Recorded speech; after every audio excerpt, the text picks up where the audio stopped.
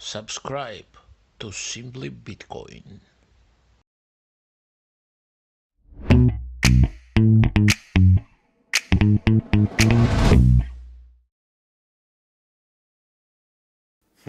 Welcome, everybody. Welcome in.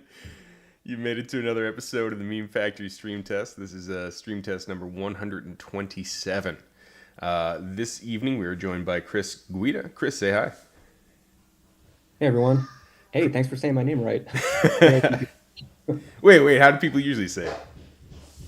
a lot of people say Guida because that's how the Spanish speakers say it, or some people say Guida because it kind of looks like the word guide, but Guida, yeah, I think. it's Italian, so Okay. correct. Makes sense. I think people are afraid of saying Guido by accident, is probably what it is. That was where my mind was going. Of Yeah, course, of course. That's where your mind is going. Okay, it's that last letter, you got to say Guida instead Uh. of Guido. Yeah, it's a Make it ring. Yeah, exactly. All right, Chris. So, for anybody who doesn't know who you are, could you give us the elevator pitch of who you are and what you do in the Bitcoin space? Yeah, so hello everyone. My name is Chris Guida. I am a Lightning developer first and foremost. I've actually been in the Bitcoin space for a little over a decade now, and I've been a professional developer for about 14 years. But I started my Bitcoin development journey specifically with Start9 a few years ago, and then just about a little over 1 year ago. I left Start9 and just started striking out on my own and just doing like open source dev. And luckily, I got some support from OpenSats, who gave me a grant to work on some accounting software for Core Lightning, and also to be a dev educator. So I also work on Lightning stuff as a dev, and I also do some educational things as well. Currently, I'm actually on sabbatical, but I'll get back into it soon. All right, cool. And Chris, this is your first time on the program. Hopefully not the last. And one of the idiosyncrasies here is that one of our sponsors requires us that the guests read their ad copy on a weekly basis. We've sent the week's ad copy over to your DMs. If you could pull that up and rip through it, that'd be great because then we can get paid. All right, let's see what this is about. Good evening, entrepreneurs and tech aficionados. My name is Chris Guida, and this episode of the Meme Factory TM podcast is brought to you by Suscorp's latest marvel in merchant technology, the Cash Node. It's not just any node, accepting any type of legal tender in the United States. It's a nod to the classic pre-industrial era cash compiler, complete with gears, pistons, and the charm of a child labor workforce, now revamped for the digital era. Worried about compliance or validating your transactions? Fear not. Our cash node register is OFAC compliant and performs coin joins on all transactions $600 and above through SEC and IRS approved coordinators only. And with our trusted courier network, rest in peace, knowing your deposits will be collected each week and housed in a secure, undisclosed location made available to you in a timely manner when we feel like it. Order now, and we'll throw in a coupon for some fries. And let's not forget, there's a burger component to this coupon, because who says you can't mix bribes and compliance? Just ask Elon. It's your business, your choice, so choose the Cash Node by Suscorp.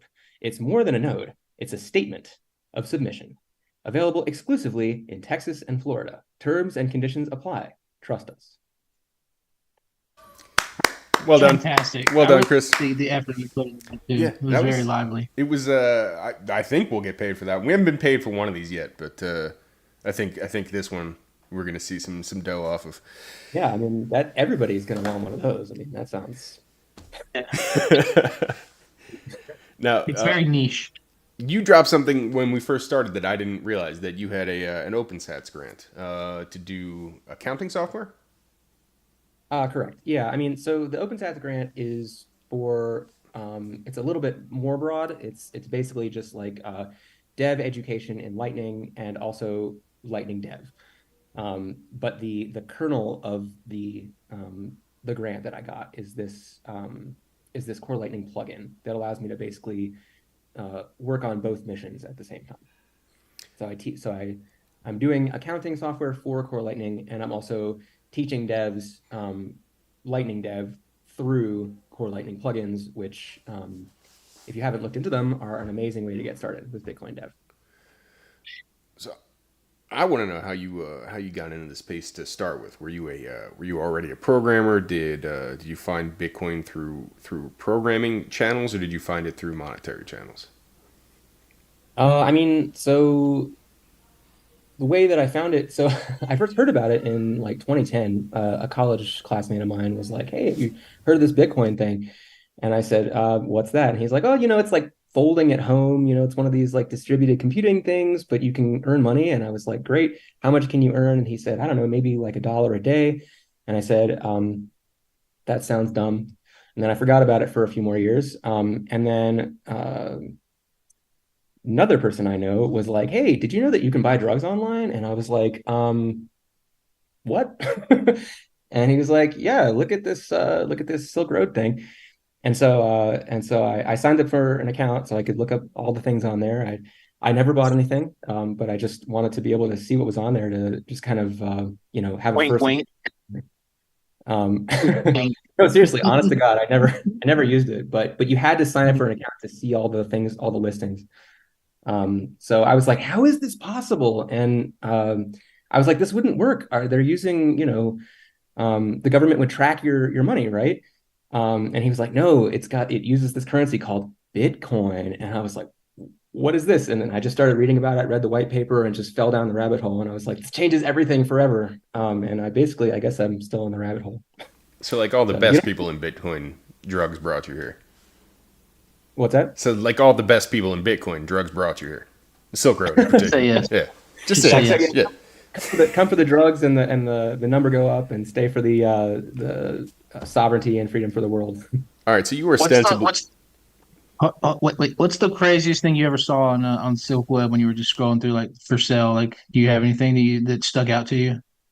For me, I'll tell you personally. For me, I'll start it off here. It was a miniature canoe carved out of like ivory from like a dead elephant. Oh Because wow. I guess that's illegal. You're not supposed to sell that stuff or something. I don't know. Yeah, yeah. I mean, man, I looked at the site like once or twice, and it's been over a decade, but yeah, there's a lot of crazy shit on there. There was a lot of stuff that's like not even illegal, but it was just like, "Hey, look, we can sell this for Bitcoin and we can Yeah, ship it across the world." just buy this couch, please. 1 Bitcoin. Yeah, exactly. Actually, yeah, back in the day, let's see, 2013, it was anywhere from like $30 to $1,100, depending on what part of the year you were in. So that was a crazy year for Bitcoin. sounds fun. And that's when you were really starting to get involved. Or at least you had found I out about mean, it through Silk Road. yeah, that's when I would consider like my when I became a Bitcoiner, you could say. I mean, everybody has like their moment or two where they heard about Bitcoin and dismissed it. And then everybody has I guess, like when you bought your first, uh, pieces of Bitcoin, that would be, I think, the official start date for most people. So yeah, that was 2013 for me. Um, and like I mean, so I was programming, but I was like fiat farming. I was doing basically a corporate programming job. It had nothing to do with Bitcoin. I wanted to work in Bitcoin, and I basically was looking for opportunities to start contributing to Bitcoin for about 7 years. And then finally, I found Start9, and that was sort of my first direct contributions to the Bitcoin ecosystem. Start9's not a bad place to start. So the reason I know about Start9 is they had pre-configured nodes essentially for the first thing I saw of theirs. What have they? Are you still there? Did they expand it out towards anything else in the meantime? So no, I left Start9 a little over a year ago. Yeah, I mean, they started as a Bitcoin and Lightning node. Actually, their original problem they were trying to solve was making Lightning nodes easier for plebs to run, basically.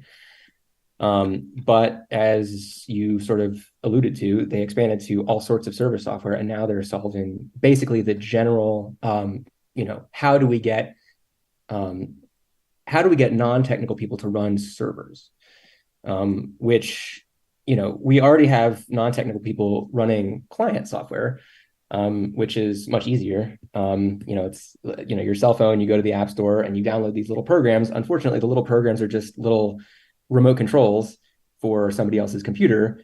And that means that the other person who on the other end can just say, no, we will not give you your data. No, we will not allow you to send your money, et cetera. So the problem they're trying to solve is extremely difficult and extremely general. And it's basically how do we have the personal server revolution? We had the personal computer revolution in the 80s, I guess. But we haven't had a personal server revolution yet. And Bitcoin pretty much needs this to succeed. We need it to be easy for people to be sysadmins. Just talk to me a little bit about that, because we've got a lot of non-technical people in our audience, specifically like Hodl Hodl, Torah Podl, Tatum Turnup, guys like that who just don't know much about the tech side of Bitcoin. What can you explain to these guys who really know absolutely nothing about Bitcoin, nothing technical?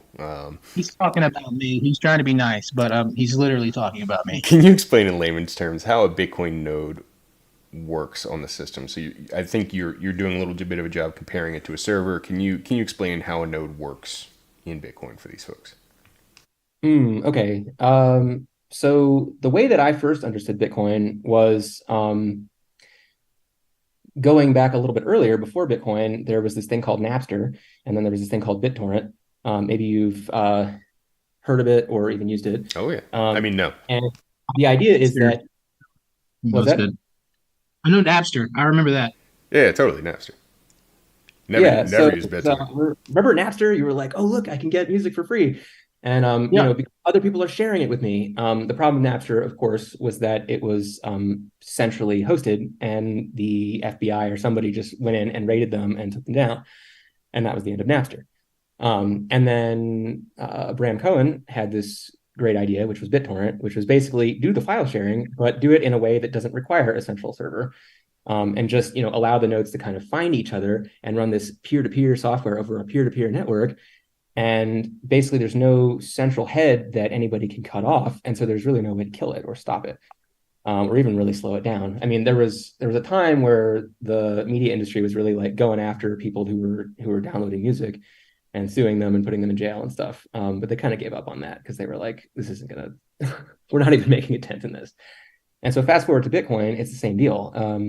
There were various centralized versions of Bitcoin where you had a server and you had to communicate with that. And those got shut down because it turns out the government doesn't like competition. And so then Satoshi Nakamoto came out with this thing, Bitcoin, which I think was inspired by BitTorrent. I think that's why he named it that, because it was like, it's the coin that he even named it as one of the reasons why he was saying decentralized is the way to go, didn't he? I mean, that's what I've always suspected. I don't think he ever said like why he named it Bitcoin, but I mean, when I read the name, I was like, oh, this is a callback to BitTorrent. It's basically like a peer-to-peer version of money. And so the idea is you don't have any central server that you can shut down. And so what a Bitcoin node is at its core, in its essence, is it's a node on the peer-to-peer network, which can be seen as both the client and the server. So with in fiat world, we have fiat internet, which is servers and clients. And clients don't really have any power. They just make requests. They say, hey, server, can you please do this? And the server goes, poof, what do you need? Poof, what do you need? But of course, the server has all of the control in this paradigm because there's only one server. With Bitcoin, on the other hand, the default is that you connect to 8 peers. And so, you can connect to hundreds of peers if you want. But that's, it starts to get diminishing returns the more you connect to. And the idea is that if one of your peers is misbehaving or something like that, you still have a bunch of other peers that you can connect to who can all serve your requests, who can all act as servers for you. And so when you're running a node on the Bitcoin network, you're providing that service for others who need block data, transaction data. If they want to hear about other nodes that are on the network, that's another service that's provided. And so, yeah, when you run a node on the Bitcoin network, you are essentially a first-class citizen of Bitcoin. Nobody can. There's no, it's a flat hierarchical. There's no pyramid structure. There's a flat structure, and every full node is like a first-class citizen. And so if you run your own node, nobody can censor your transactions. Nobody can nobody can give you an inaccurate picture of the ledger. Nobody can say, hey, you have this money that you don't actually have. So if you're accepting a payment, if you're a merchant and you're trying to sell somebody a coffee, for instance, nobody can trick you into believing that you received money that you didn't actually receive. So Well, that's actually a fairly big problem at merchants, right? So, like, if I'm a merchant selling coffee or anything else, I have to. Chances are I'm not taking cash anymore at most places. I'm taking a card or an Apple Pay, or somebody's scanning an RFID, and I get the little check mark approved on my screen here. I hand the customer their thing, and then they can go home and dispute a charge, or that could have actually been somebody with a stolen card, and like then I'm out the money and the material, and the person whose card it was in the first place, or even that guy walked out with free material and then like got the money back on his card or whatever. It seems like none of the people in that interaction are first class citizens. So, if I'm a merchant, I would love the ability to say, okay, great, this is a valid transaction. It's done permanently. Here's your goods. Is there anything in the work to make that easier for merchants?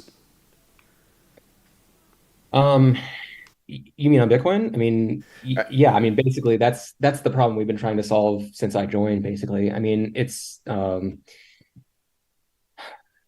before the blocks were full, it was really easy because you could basically it was kind of easy. It was insecure, but you could do this thing called zero conf, where you accept a payment without waiting for a confirmation. And this is trivial to double spend. So if you have a determined attacker who walks into your shop and sends you a transaction and you give them the product before it's confirmed, then they can walk out with the product and then send another transaction to a different miner, and if they get lucky, then they can basically claw that money back. And so ZeroConf always kind of looked secure, but it isn't really. And then once the blocks filled up, you started having delays in confirmations where if you paid a fee that was too low, you might have to wait like an hour or two or like a week, depending on how congested the network was.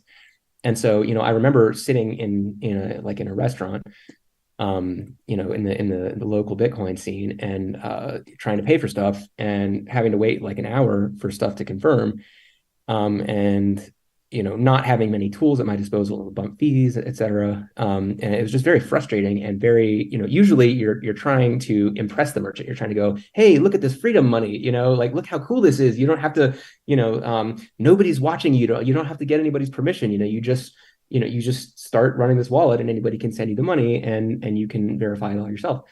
But if you have to wait for an hour to deliver something in person, it's just a no, it's just dead on arrival. Like, merchants are not going to use that. And so over the following years in Bitcoin, we tried to fix this problem, using the Lightning Network. The Lightning Network was sort of the solution that the Bitcoin ecosystem settled on. But it took a while to implement. And there were 3 soft forks that were required in order to enable Lightning, one of which was extremely contentious in 2017. And fast forward to today, it is actually pretty easy for a merchant. It's easier than it's ever been for a merchant to accept Bitcoin, I would say.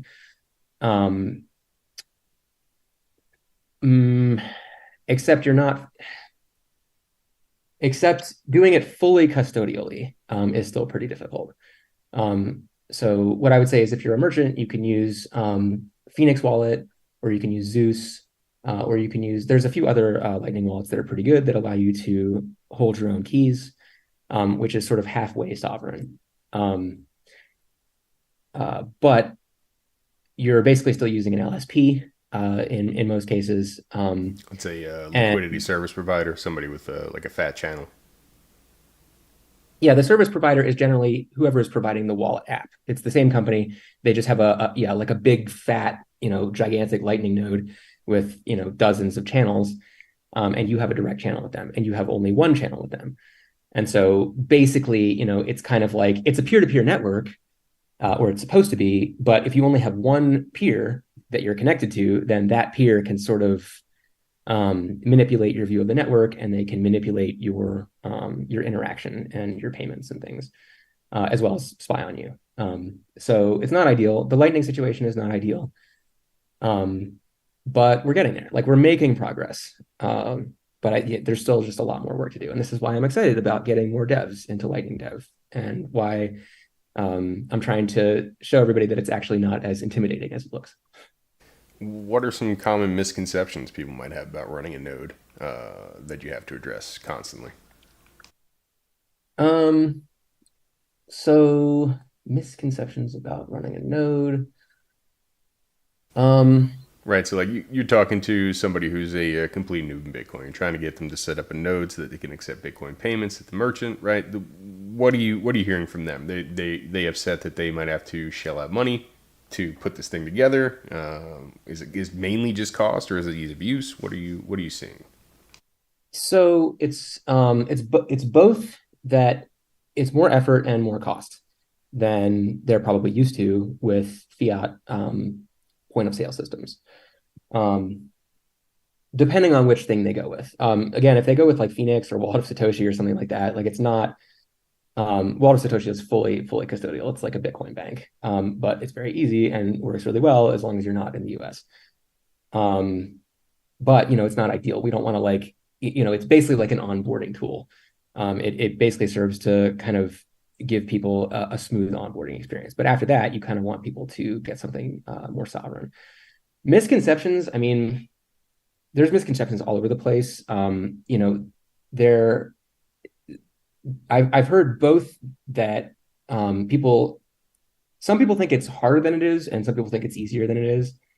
I would say that if you have like a few $100s that you're willing to risk in a hot wallet, then you should definitely be running your own Lightning node.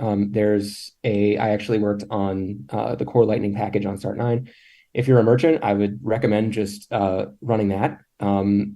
A lot of it is just because I've done it before, and I put a lot of work into making it easy. There's a little plugin called CLBoss on core Lightning, which is a automated node manager. And so you just kind of put the money on the node, and you and then it manages your liquidity for you, and it manages your fees and stuff. So actually liquidity management is probably is the hardest thing about managing a Lightning node. If you run your own node, you will have to figure out how to make sure you have enough. If you're a merchant, for instance, you want to have what's called inbound liquidity, so that you can receive payments. And if you run out of inbound liquidity, what that means is that all the capacity of the channel has moved to your side of the channel. And so a bunch of people have been paying you, but now you can no longer be paid. And so what you have to do is you have to somehow move the liquidity back to the other side of the channel so you can continue receiving payments. And so, like I said, I mean, there's manual ways of doing this, but there's also automated ways of doing this. And the automated ways are pretty good. Like I said, actually, there's one automated way, which is CLBoss on core Lightning. I'm not as familiar with LND, but I believe there are similar tools on LND that will also help you manage your liquidity. And then, there's various ways that you can, like, if you there can be force closes, and force closes can take a long time to resolve. There's various situations in which you can lose money, like if you have HTLCs, et cetera. Like there's kind of like edge cases on the Lightning Network, which cause it to be riskier than a lot of merchants probably would like. But so, I mean, basically right now, running a Lightning node is doable for a sort of technically, sort of maybe a curious, um, uh, like somebody who's willing to sort of get their hands dirty. It's fairly easy for somebody like that, and who also has, yeah, like I said, like a few $100s of capital to just put on the node. If you're a merchant, selling stuff, you probably do. But there's a lot of problems, but we're making progress on fixing all the problems. That's funny. Not sure I think you hit the nail on the head with what the misconceptions are. It sounds like it falls in two camps. Either one, you think it's way easier than it is, or two, you think it's way harder than it actually is. But the truth is somewhere in the middle with its own issues that are being solved currently. Yeah, I mean, it should be easier to run a node. And this is something I've been really pushing for, because there's a lot of people who they want various. They talk about things like block size increases, and I'm just like, it needs to be. We need to move in the direction of easier to run a node for a merchant, not harder to run a node. And making the blocks bigger strictly makes it harder. Yeah, not going to help. Yeah. So let's switch gears here. You are on your Twitter profile. So a minute ago, you said that you were on a sabbatical. What's that look like? Basically, judging by the small door frame in your background, I'm thinking you're somewhere in Sweden or somewhere in like South America. Nope. I'm in Mexico. I was close. But being on sabbatical has not changed that. I've been kind of spending most of my time here in Mexico. Basically, I was.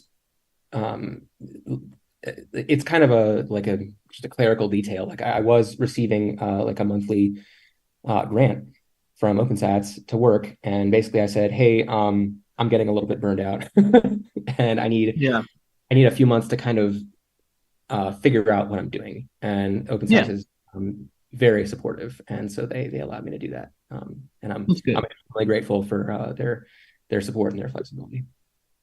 Sweet. So you're like surfing, tanning, laying in the sun. Like when someone says sabbatical, I'm thinking you're like in a monastery, something like, getting in touch with, your spirituality or something. No, it's basically just like I needed some time to, like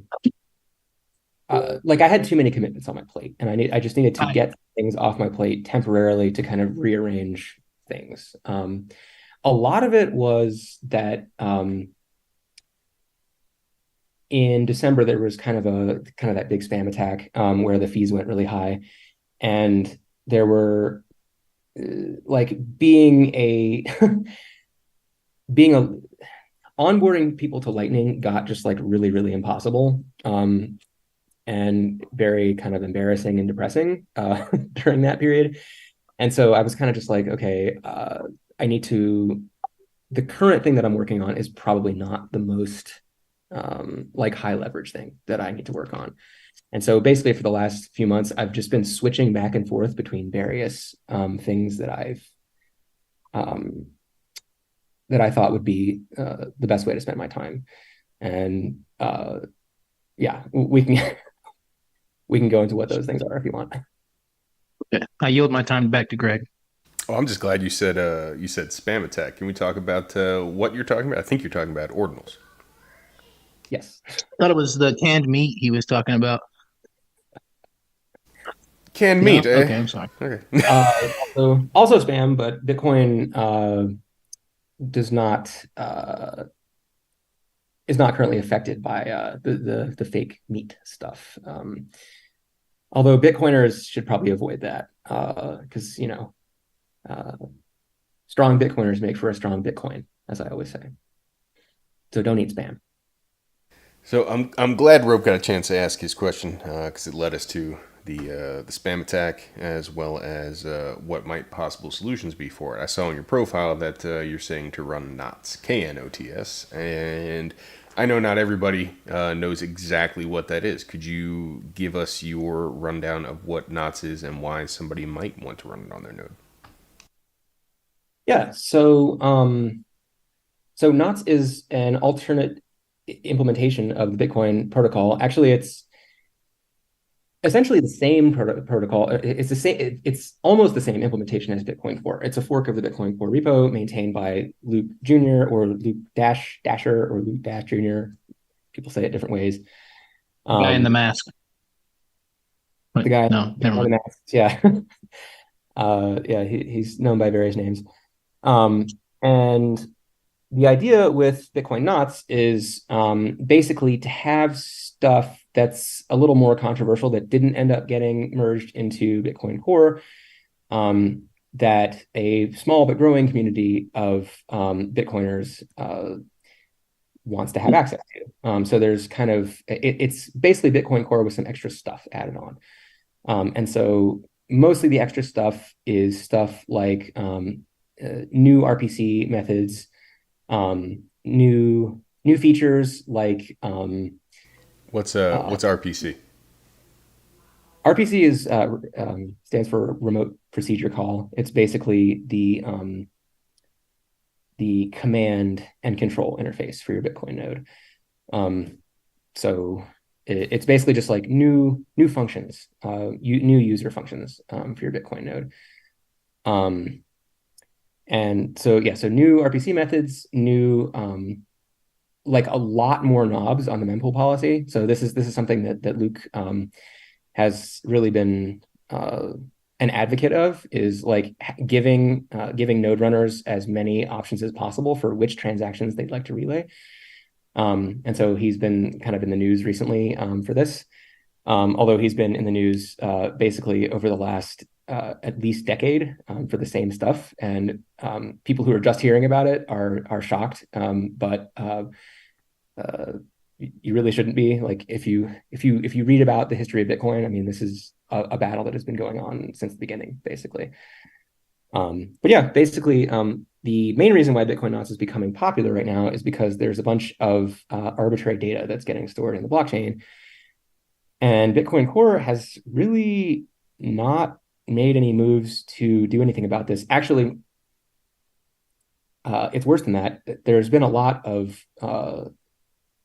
PRs into Bitcoin Core to change the default mempool policy to make it harder for people to spam. When you say like PR, you're talking about pull request, right? Somebody wants to change the repository.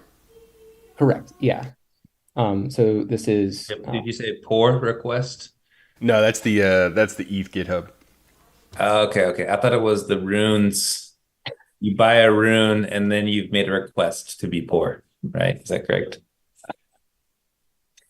I'm sure if in Bitcoin Core that would have been closed pretty fast, but you're right. I'm sure the Ethereum guys would be taking it.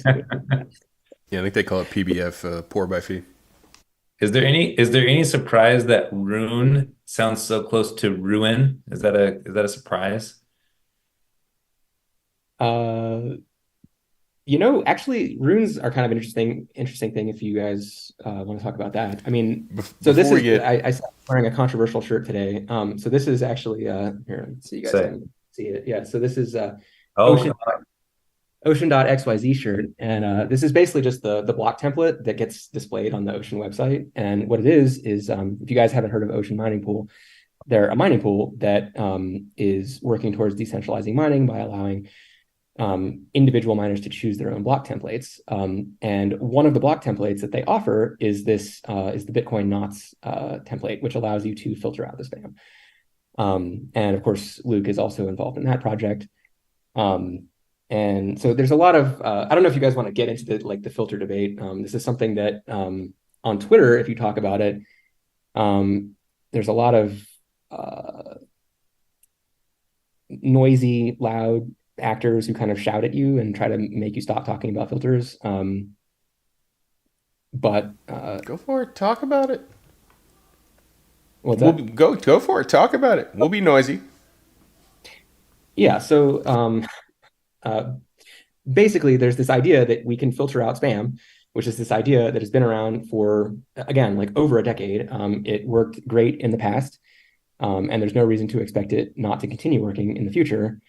Where did it work great in the past? So there have kind of always been shitcoin protocols. Shitcoin Colored protocol. coins. What's that? Colored coins. Yeah, exactly. Colored coins and Counterparty and Omni and all of that. And so, there's always been a tension between those people who are trying to use Bitcoin for stuff that is not money, really. It's just, minting tokens on time and storing the data in Bitcoin. And really, it's just parasitic on the Bitcoin brand, on the Bitcoin network resources, on storage, on verification, and all that. And especially on the UTXO set, which we can define that, I guess, if you guys want. But basically, there was this thing called op return, which was introduced in I don't know, 2013 or 14. What's that? Never mind. Kevin? Yeah. Yeah, he said never mind. Yeah, and basically the Bitcoin developers have always been pretty like staunchly against just storing this arbitrary data in the chain, because again, it doesn't benefit Bitcoin in any way, and yet it has to be stored and downloaded and verified for the rest of eternity by every single Bitcoin node. And so, we for the UTXO transfers, we want this. We want to be able to, have a record of every single transaction that has ever happened in Bitcoin, because that allows us to sync and validate the current state of ledger. And so, most of the data in the Bitcoin blockchain that doesn't have this arbitrary data, the non-arbitrary data, is extremely valuable. And so, we pay this humongous cost as Bitcoin node runners to store all this data, because if we didn't do that, Bitcoin would be worse money, right? And so, we have this sort of cost benefit analysis going on where we're like, okay, well, there's this huge cost to storing all this data, but there's this huge benefit, which is that we get this amazing stateless, permissionless, censorship resistant, fuck you money that is Bitcoin. And the arbitrary data, people are like, oh, but I paid the fee to include my arbitrary data in the blockchain. But you didn't really, because normally when you pay a fee, you're transferring a UTXO. And again, like this has a huge benefit to Bitcoin to allow people to do this. And so, yes, you're paying a one-time fee, but then you're sort of not compensating Bitcoin for storing it and forwarding it for the rest of eternity. And so this arbitrary data that gets stored in the chain has the same cost, right? This unbounded infinite cost, for the rest of eternity. But there's no benefit, right? There's no benefit to Bitcoin. So it's basically just imposing this cost, and nobody benefits, including the person who put it there usually. Well, usually the person that put it there did okay. It's the person that tries to move it on to the next folk that's having an issue with it. Yeah, I mean, and even the person who created it, or the original scammer, they're gonna forget about it after a few months or a few years or a few decades. But the data associated with this transaction is going to continue getting stored and downloaded for the rest of eternity, like I said. So it becomes garbage. It's literally like somebody threw it on the beach. It doesn't have any meaning to anyone anymore, and yet we still have to just carry it forward forever. So what exactly does Knots do? Does it just filter out new stuff, or does it give you the ability to prune the old garbage? So Knots lets you choose which transactions you're going to forward. And so for instance, inscriptions are a new type of transaction as of a couple of years ago. And they're basically a hack, right? They're basically an exploit around op return. Op return was this kind of agreed upon way to tolerate arbitrary data in the chain. That's sort of the most friendly that we could make it. So it still goes in the chain, but you can prune it from the UTXO set, meaning, you stick your arbitrary data in there, but then, because it says op return, you can prove that the output is never going to be spendable. So it's called provably unspendable. And so you can delete it from the UTXO set. You can basically you can take the coin that it's associated with and you can just delete it. You can be like, this money basically is not movable. And so I can just not have to store it in the UTXO set, which is like this high availability data structure. That sounds amazing. It keeps track of what's that? So that sounds amazing. How much would that save? How much space would that save off of the current chain? What are we at, like 400 gigs? Well, we're at like 600 gigs right now. So to be clear, op return is something that has existed in Bitcoin Core since maybe before it was called Bitcoin Core. I mean, back in like 2013 or 2014, it was basically there was a feature to do this automatic pruning for op return. And so it's basically like, okay, people are gonna store arbitrary data in the chain, but if they're gonna do that, let's have them do it in this least harmful way. So that's what op return does. Inscriptions are a new way to store arbitrary data on the chain, which does not use op return. And so it impacts the UTXO set and it gets stored as a suspendable coin. And so it takes up a lot more resources than something that's stored in op return. Where was I going with that? Okay. So, and then the really bad thing about inscriptions is that there was this shitcoin protocol. So originally, Casey Rottermore, the guy that created Ordinals, made these things called inscriptions so that you could like make a JPEG and attach it to a SAT and then like transfer it to people if you wanted. And so this is an NFT on Bitcoin. And then somebody made this thing called BRC20, which is a way to make FTs, fungible tokens, using the same data structure, using the same ordinal lens. And this is where things really started to go awry because basically the UTXO set just started just blowing up. And the UTXO set, if you guys don't know, is actually really, really significant in sync times, especially for Raspberry Pis. Basically, like a year or two ago, you could sync like a 4 gig Raspberry Pi in a few days. Now I've never, it's been a very long time since I've had it take less than a month to sync a Raspberry Pi. So basically, it's this, when you bloat the UTXO set, it doesn't crash nodes, but it makes it more difficult for new nodes to join the network. And so this is concerning. But to sort of like finish the story, so Casey, the guy that created Ordinals, who did not create BRC20, he saw BRC20 and was like, oh, that's ugly. That's horrible. Maybe I'll create a competing standard for shitcoins on Bitcoin. I don't know if this is a good idea, but at least it's going to use op return, right? It's going to do the shitcoins on Bitcoin in a way that's sort of less harmful to Bitcoin. And so this launched during the halving. And a bunch of people threw away a bunch of fees and gave them to miners. And the mempool is actually back to almost empty. And I kind of think, like, I'm cautiously optimistic that maybe runes sort of worked. Yeah, I've been seeing low fees for a little while now, and it's kind of like holding my breath, waiting for the high fees to come back. But you think this is a semi-solved problem for the time being? I mean, I think it has managed to slow down the harm. But I don't think that it's any kind of permanent fix. And I think Do you think the mempool will always clear? That's really hard to say. I don't know. What I do know is that we kind of as a community, we haven't come together to tell the spammers like, hey, stop. I do think that the anti-spam movement has shifted the conversation in a favorable direction. Wait a minute. And I think wait a minute, back, because we've been yelling at the top of our lungs telling these people to stop. What do you think? Greg has been memeing about people defecating in pools since I don't know how long. So who are the other people we need to get on board here? Because we'll yell at them.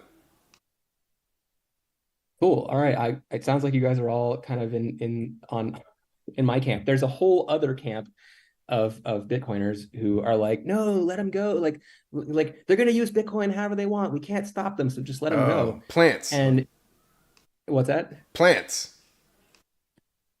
I mean, PSYOP. It's the PSYOP. Yeah, these people do not have Bitcoin's best interests in mind.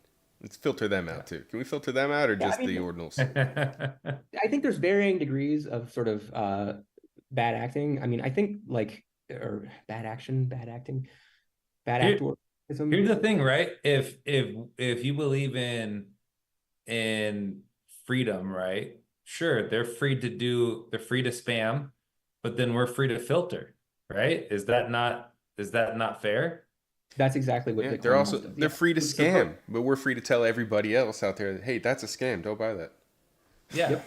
Like you're free to do what you want. Your reputation hangs on what you do. And then people will act accordingly. It's just about human action, right? That's how I look at it. All right, 100%. Mises. Yeah. And so, like I said, I don't think most of the people who are saying, "Oh, we can't do anything about it," are bad actors. I think they genuinely think there's nothing we can do about it. But they're wrong. And I think maybe there was a bit of a psyop going from a few actors in the space. And right, that it was kind of a psyop. Like it was like name names. Yeah, who were the bad actors? Name names. other Other than Nick Carter and Udi. I mean, yeah, And definitely. I mean, we know Mike Novogratz. He's running out of real estate to tattoo, though. Yeah, we know Mark Yusko's always been a bad actor. I mean, like everybody can kind of like, okay, I don't know if like, is this an attack on Bitcoin, right? Or is this just like shitcoiners who are excited about shitcoining on Bitcoin? Or is this like, wouldn't that be? It can be both. It can be both things. Wouldn't that like isn't Bitcoin's whole idea is to be the antithesis of fiat, right? The answer to central banking. And so if you bring fiat into Bitcoin, whether you're doing it unwittingly or not, isn't that an attack in essence? I mean, yeah, from one lens, from one point of view, I would say, actually from many different point of views, arbitrary data on Bitcoin and especially ordinals, especially inscriptions, are an attack on Bitcoin. There are some lenses in which they're not an attack on Bitcoin, but I would say they're not a great thing for Bitcoin at the very least, and they're harmful for Bitcoin. Probably, you could probably get most Bitcoiners to agree to that statement. I feel like the lenses where it's not a bad thing have a lot of VCs that provided those lenses. Yeah, I mean, there's shitcoining. It's like shitcoining is like the eternal battle for us. Like we're always going to have to fight the shitcoiners Italian because confirmed. Yeah, at least until Bitcoin becomes the reserve asset, right? Because yeah, exactly. Wait, are you Italian too? No, I just know the signs. Okay, I was like, I You saw don't put the fiat on the Bitcoin. You don't put the fiat on the Bitcoin. Exactly. You know, Pineapple on pizza. shitcoiners. Yeah, come on. Yeah. But yeah, so shitcoining is always difficult because you're always going to have people be like, oh, but like, you know, they have so much funding and we need funding for Bitcoin dev and we need funding for Bitcoin conferences and this and that. And it's like, it's kind of hard to argue against that because you're like, okay, well, yeah, I mean, these companies have to make money somehow. And so, you know, it used to be, you know, and this is why it's a little bit of a psyop. It used to be that the shitcoins were like not on Bitcoin, they were on other chains. And then this ordinals thing came and it was like all of a sudden they were all like, hey, we can shitcoin on Bitcoin now. And now we're not shitcoining because it's on Bitcoin. And Bitcoiners, at least the principal Bitcoiners were like, no, you're still Bitcoin, even if you're doing it on Bitcoin. But I think that's been the bad actors. That's what they've always gone to. Like the Nick Carters, for example, you know, when he like totally went to like full altcoiner world, you know, his big thing was, well, none of the founders that I talked to are Bitcoin only. None of the founders that I talked to like can make money with just Bitcoin. It's like, well, like then maybe their product, maybe it's not the right timing for their product. Like maybe it's not a product market fit. So don't blame Bitcoin and a Bitcoin only thesis on why you can't build a good product that has product market fit in a Bitcoin world. Like blame your own process of building a business and not identifying what's needed in Bitcoin.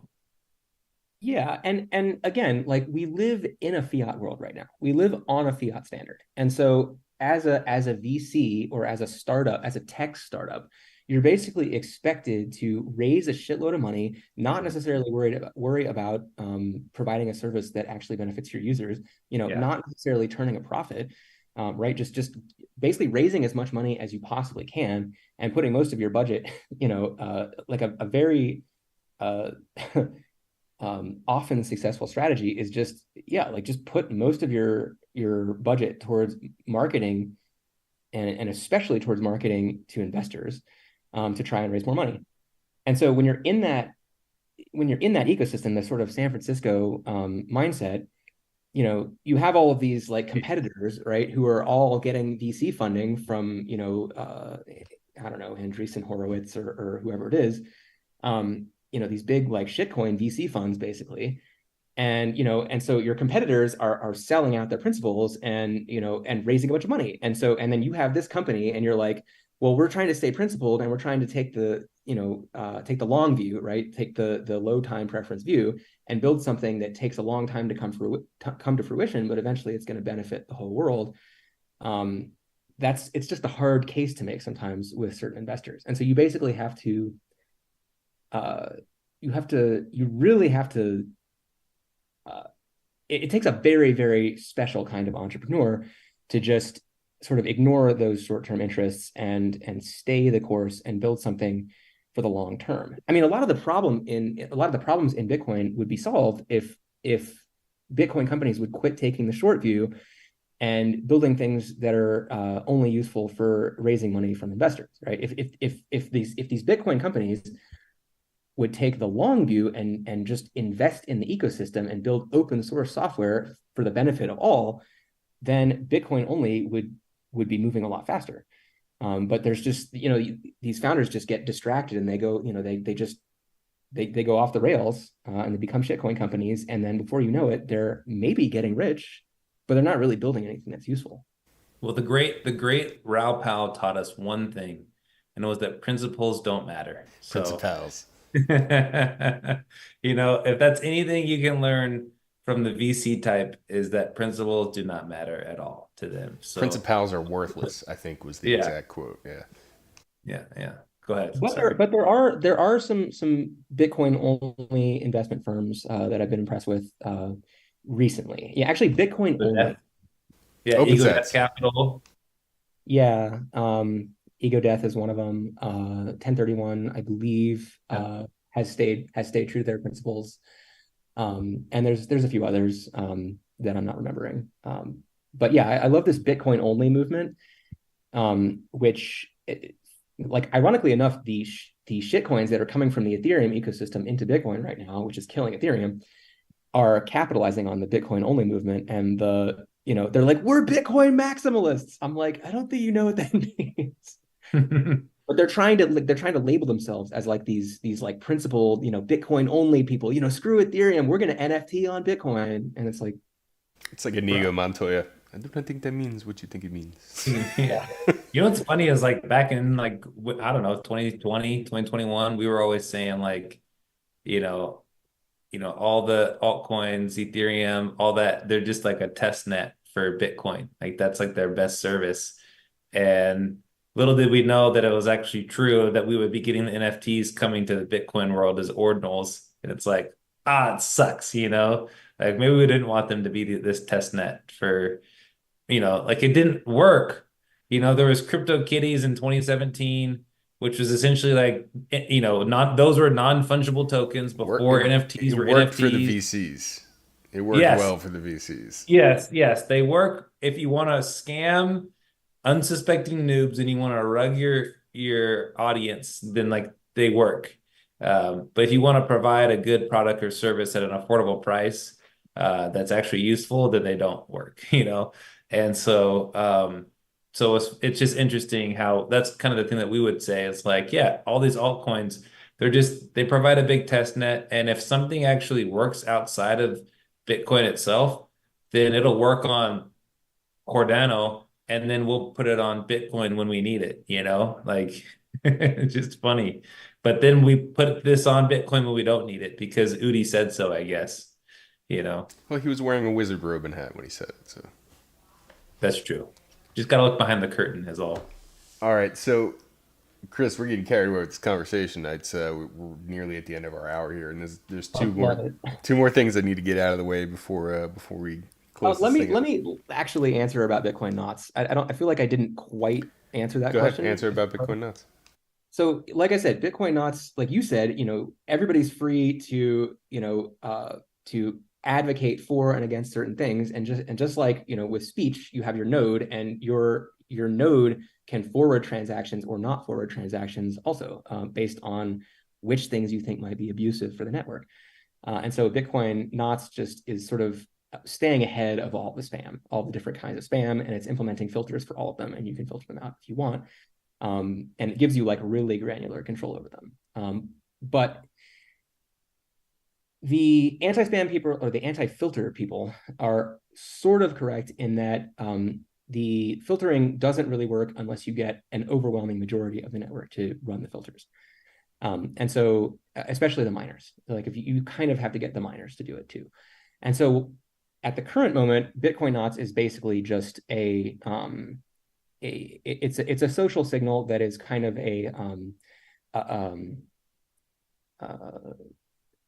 it's a statement of dissent from the way that Bitcoin Core is currently handling mempool policy. But if it catches on, then it could end up becoming a force that ends up actually increasing the friction a lot for these spammers. But we kind of have to get everybody to start running knots. Okay. Coincidence? I think not. You feel better? You feel better now? You got it out, Chris? Yeah. Sam, I think not. We're gonna get your marketing for you. Sean's got a whole meme campaign coming now. All right. So before we do that, I want to make sure we get over to Rope, who is going to hand out the scores for the evening. All right, we're gonna do some scores here. So for Sean, he showed up 35 minutes, 45 minutes into the stream.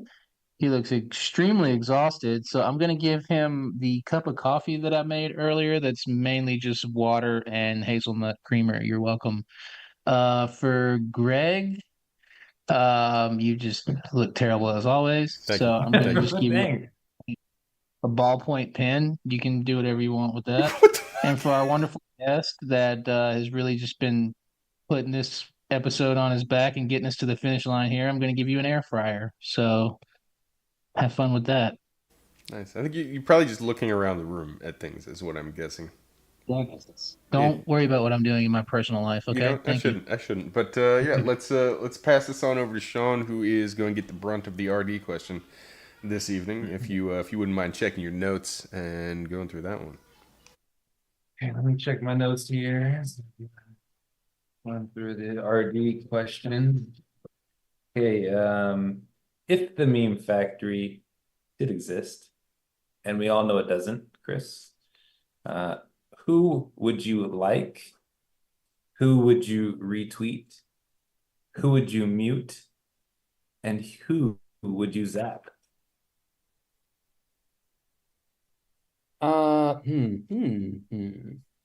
Okay, like, retweet, mute, and zap.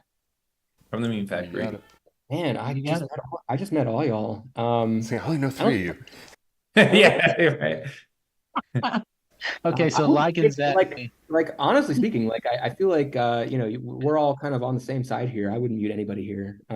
Yellow. I would probably That's not. Yeah, mute. You can mute yellow. Say you'll mute yellow. mute. Yeah, all right, yellow.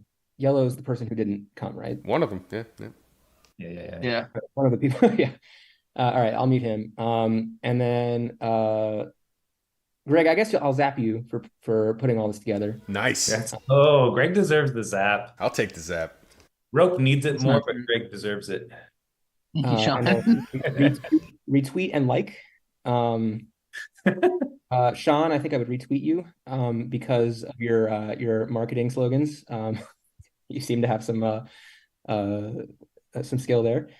And Rogue, Bitcoin halving party. I would like your posts. What's that? Nothing. We'll get to it. I got a like.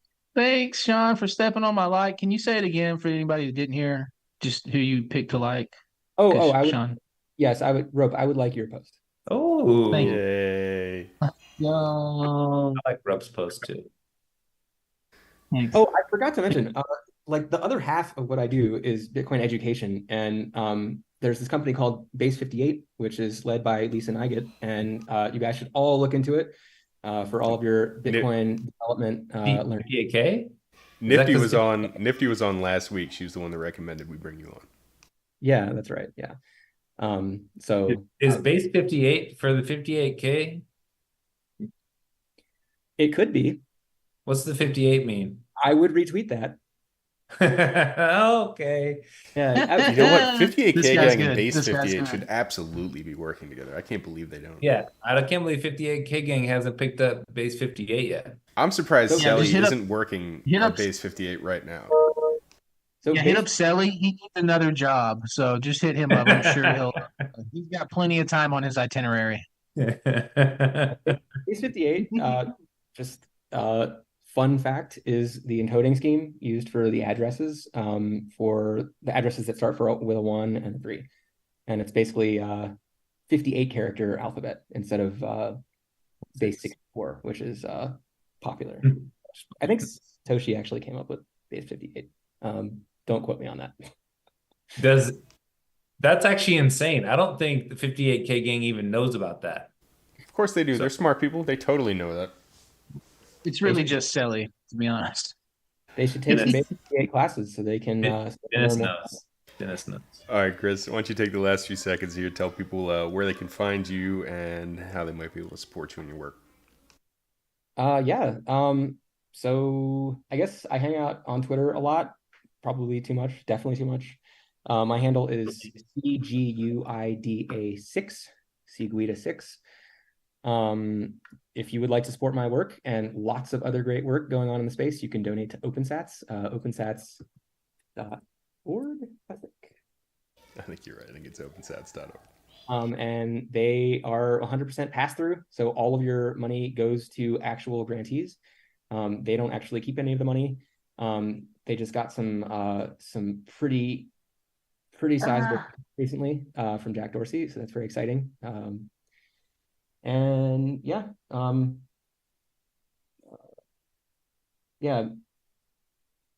just follow me on Twitter. That's basically, and GitHub, Chris Guida.